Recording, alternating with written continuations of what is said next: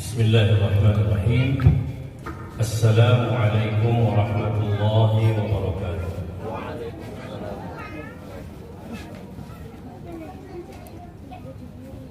Nahmaduhu wa nusallimu ala rasulil karim, amma ba'du. Yang saya hormati Mudir Pimpinan Pondok Pesantren Sabilul Hafidin yang kita banggakan, sahabat saya Ustaz Khairul Mahfud LCMA. Kita berdoa semoga beliau tetap dalam keadaan sehat, diberi keberkahan yang banyak dari umurnya, ilmunya, hartanya, sehingga akan terus membimbing kita,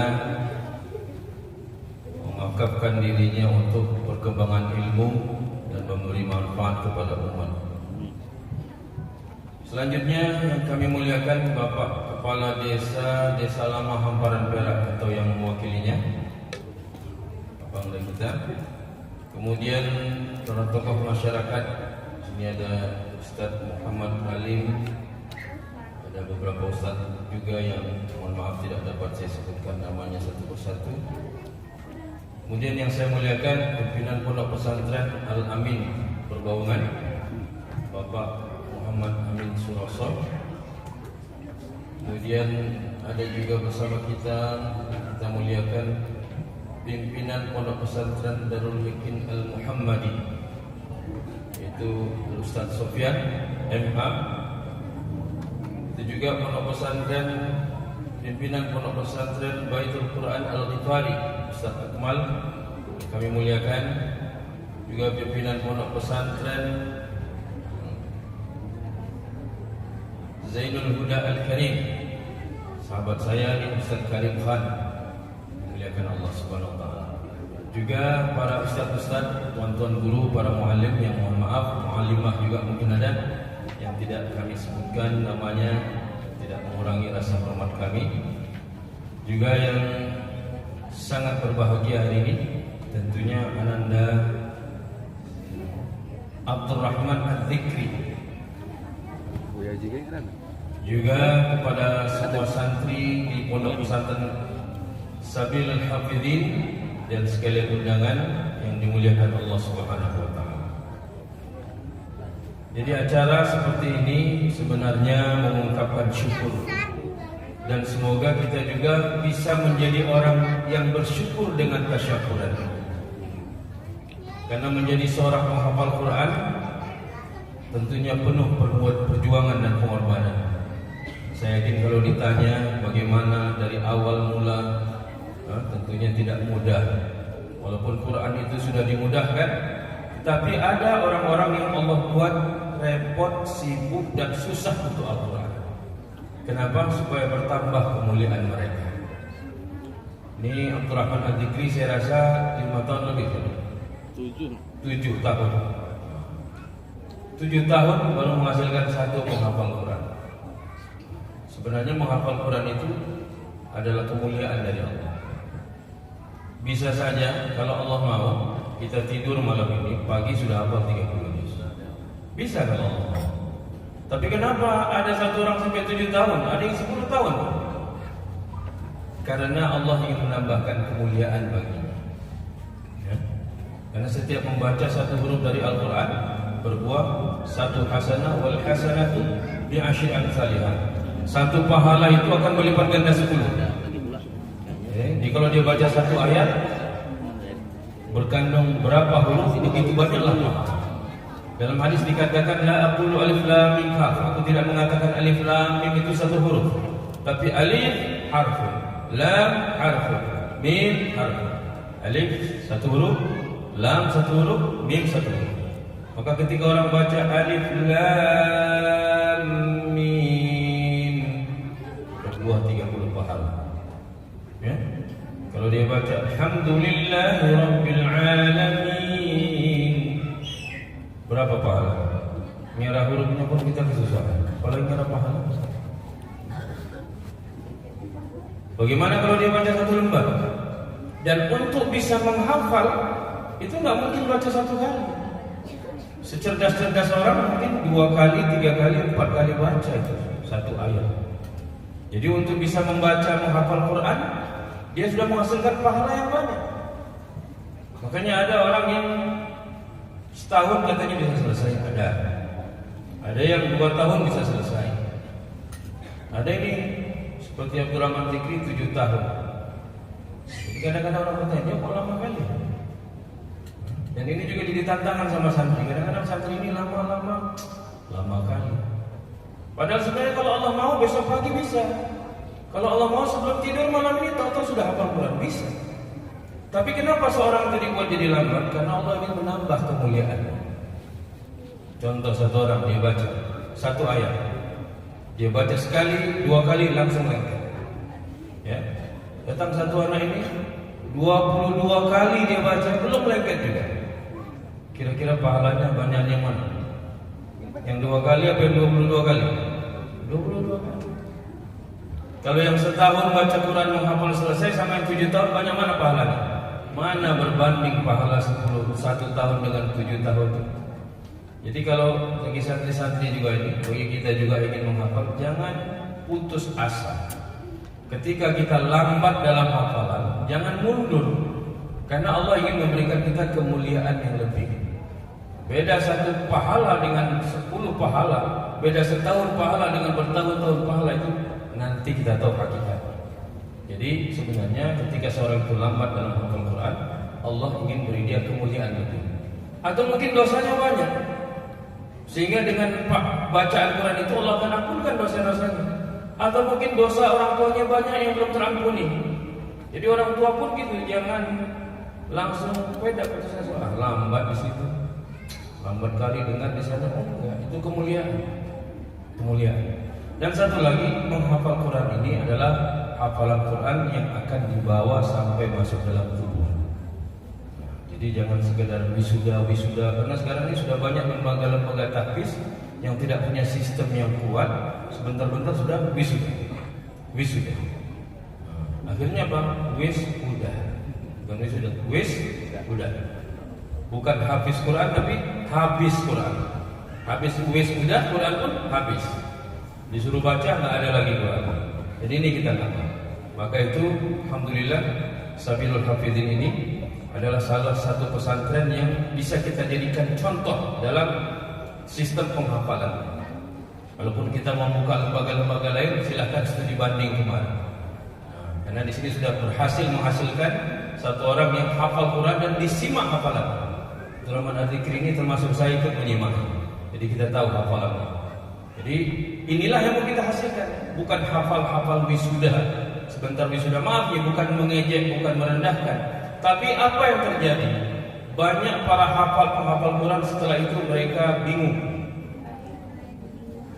Ketika dipaksa untuk wisuda, dipaksa untuk acara, padahal mereka belum sesuai standar yang seharusnya, hanya untuk menaikkan rating pondok pesantren, rumah tahfiz yang berkenaan supaya dilihat berhasil. Ternyata ketika kita diundang mendengar bacaannya pun kita kasihan. Bagaimana lagi hafalannya? Karena kalau seorang itu, santri itu di pondok tidak lancar hafalannya, kira-kira di mana lagi dia bisa melancarkan hafalan? Pulang ke rumah bisa tambah lancar hafalan. Apalagi kalau sudah ada kerjaan, sudah menikah, tambah banyak waktunya untuk hal-hal lain. Sedangkan di pondok dia tidak mengurus hal lain. Kalau di pondok aja hafalannya nggak lancar, jangan pikir bisa lancar di tempat lain. Jadi sekali masuk ke pondok juga pada santri-santri yang berikutnya harus ada yang meneruskan Abdurrahman Adzikri. Terus, walaupun kita lambat, dan jangan keluar dari pondok yang udah mondok di sini sampai selesai. Ya? Kalau bahasanya itu kami itu sampai diusir sama Ustadz Marzuk Barubi. Kalau belum diusir sini aja, nah, sampai selesai. Begitu juga, alhamdulillah saya ini dari perhimpunan tadi PPD STK apa ini nanti disangkanya tim ses Anies pula, atau mungkin tim ses Ganjar Pranowo. Di PPD STK ini apa? Perhimpunan Pondok Pesantren Dakwah se-Sumatera Utara dalam tahfiz Al-Quran dan kajian keislaman. Jadi ada beberapa pesantren kita ini di Sumatera Utara ini mempunyai kerisauan karena sudah begitu banyak pondok pesantren yang tumbuh, rumah-rumah tahfiz yang dibuka, tapi tidak ada standarisasinya. Semua menggunakan standar masing-masing. Tiba-tiba di sana lulus 30 juz, wisuda. Ternyata di lapangan santri-santri yang di wisuda itu kewalahan. Jadi untuk membantu ini, coba kita buatkan satu standar, sehingga siapa saja yang bergabung dengan PPDSTK ini untuk mencapai standar pondok pesantren yang lebih baik. Maksudnya apa?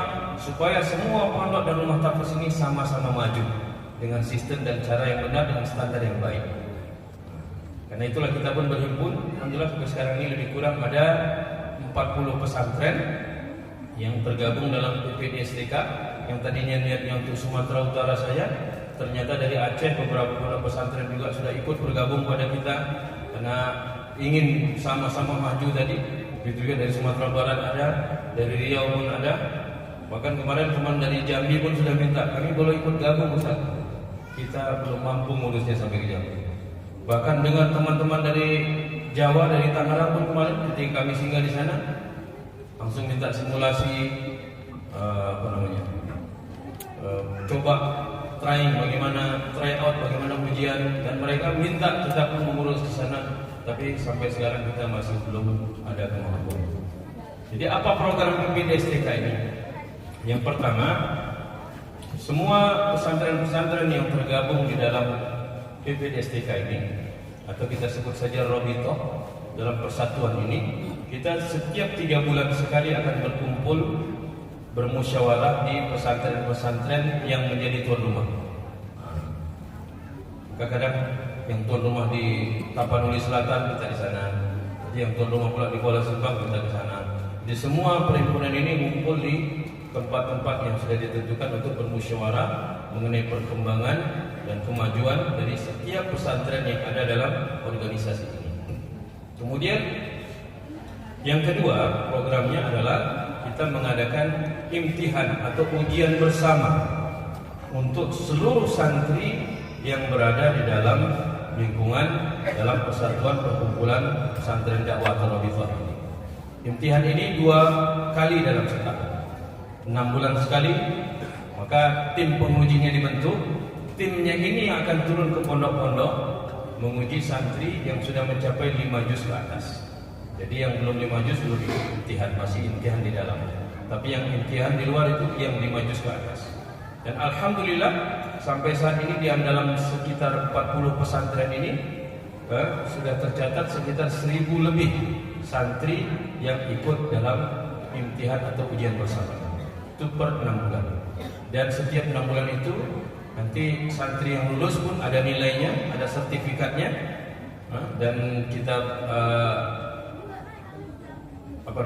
akan dinaikkan kelasnya, sehingga kelas-kelasnya itu nanti ada klasifikasinya menurut jumlah hafalannya. Ada kelas 5 juz, kelas 10 juz, kelas 15 juz berikutnya sampai dia selesai.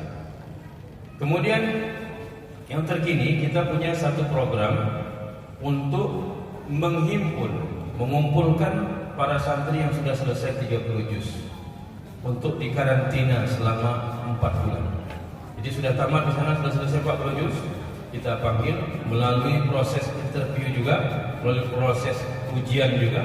Kalau memang hafalannya itu sudah mumpuni dengan standar yang kita mau, diterima untuk masuk dalam karantina. Dan karantina ini kita buat selama 4 bulan gratis. Selama 4 bulan ini santri-santri yang sudah hafal 30 juz itu kita persiapkan untuk syahadah. Syahadah itu apa? Dia bisa baca hafalannya 30 juz dalam 1 kali duduk atau 1 majelis. Maka Abdurrahman Al-Dikri ini termasuk dari angkatan pertama. Kemarin kita baru menyelesaikan angkatan kedua, tapi belum kita wisuda. Angkatan kedua, dan ini insyaallah dalam waktu yang dekat kita akan merekrut angkatan ketiga. Dan semua ini dari pesantren-pesantren anggota perkumpulan Robitoh. Selama 4 bulan itu mereka akan dikarantina, tidak boleh keluar, tidak boleh kemana, dan menyiapkan setoran dari hafalan 30 juznya. Tahap awal mereka akan menyetor 1 juz per hari. 1 juz berarti 30 hari. Kalau lulus Kalau lulus artinya kalau tidak banyak salahnya. Jadi kalau dia dalam satu juz itu standarnya satu galti 2 adkan, itu baru lulus. Satu galti itu satu salah, dia salah dan tidak mampu diulangnya 2 kali, 3 kali, nggak dapat lagi, itu kira satu galti. Adkan itu apa? Adkan itu sangkut. Dia tersangkut sekali, 2 kali, yang ketiga dia dapat atau yang kedua dia dapat, itu dikira adkan. Jadi sekali sangkut saja sudah adkan. Jadi standarnya tinggi.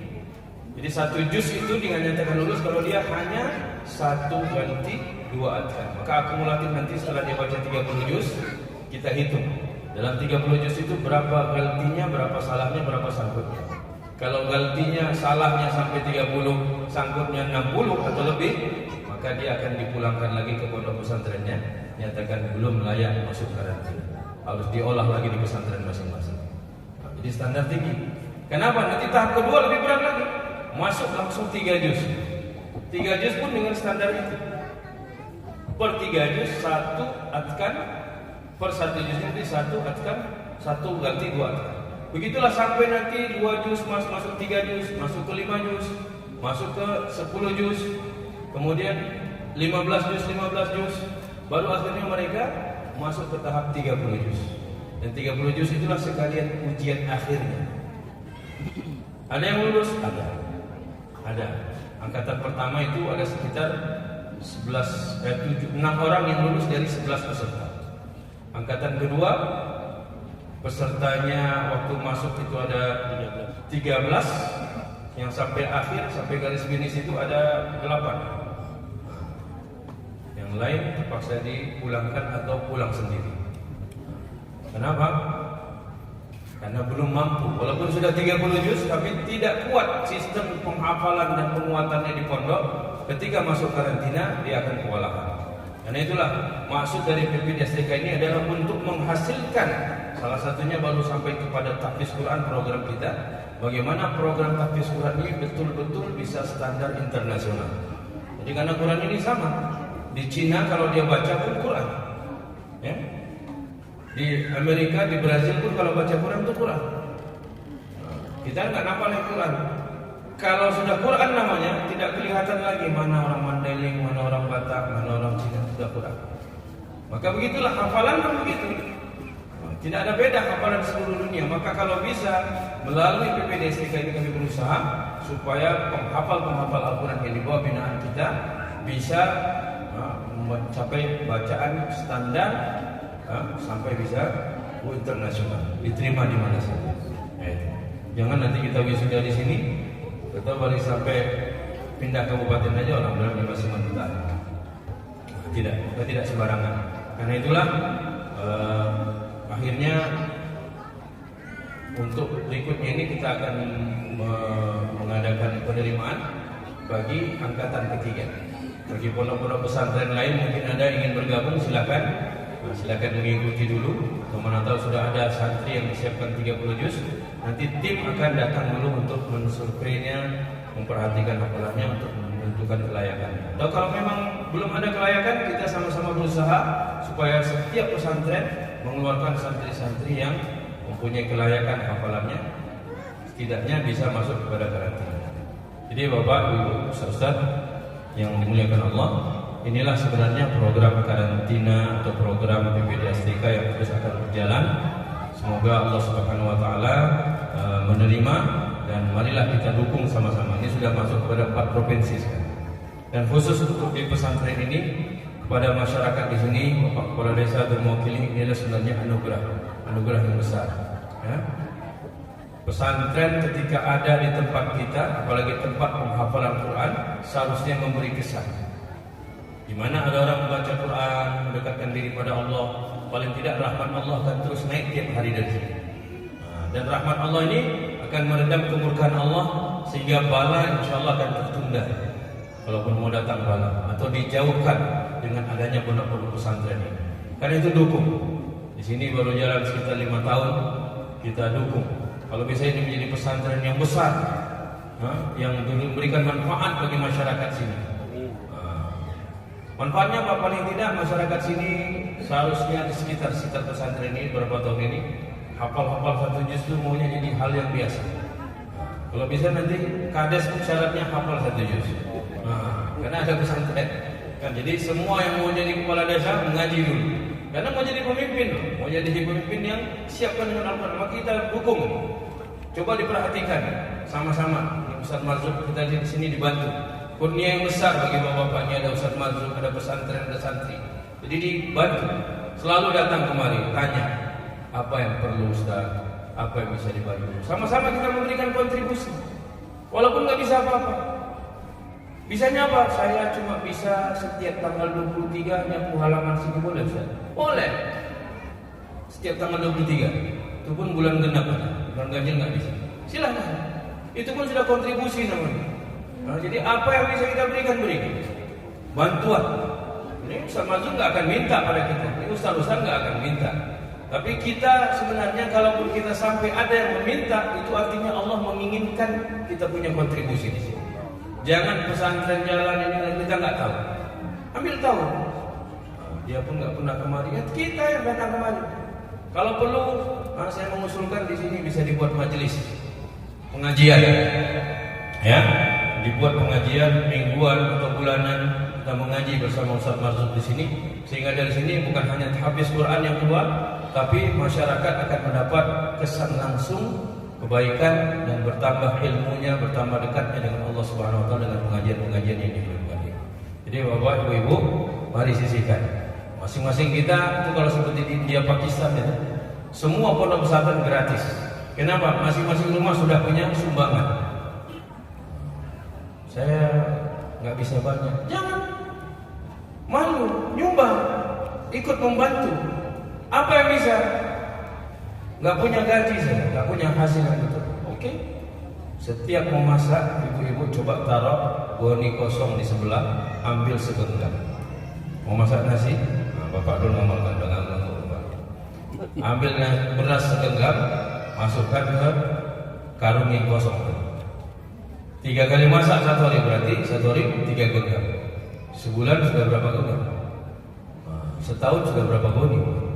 Bisa disisihkan. Dan makan saya rasa kalau dikurangi segenggam enggaklah sampai kelaparan.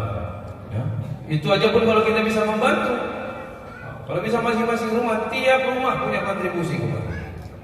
Dan diperhatikan apa yang perlu di mana, apalagi sama-sama jaga santri. Tahulah santri di zaman milenial ini kan. Jangankan santri, Pak. Orang di penjara aja tembok 2 lapis, pagar kawat, atas bawah kerangkeng semua bisa lepas. Apalagi santri.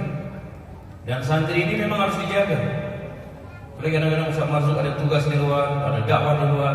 Bapak Ibu sama-samalah bantu jaga pesantren ini, jaga santri-santri. Santri ini nggak nunggu Ustadz pergi baru buat masalah. Nah, pengalaman saya Ustadz nengok sana, santri di sini udah jadi masalah. Baru nengok sana, udah jadi masalah. Dan kawannya lah yang nyubit, yang mengejek, yang apa. Apalagi kalau Ustadz nggak ada, maka kita bantu.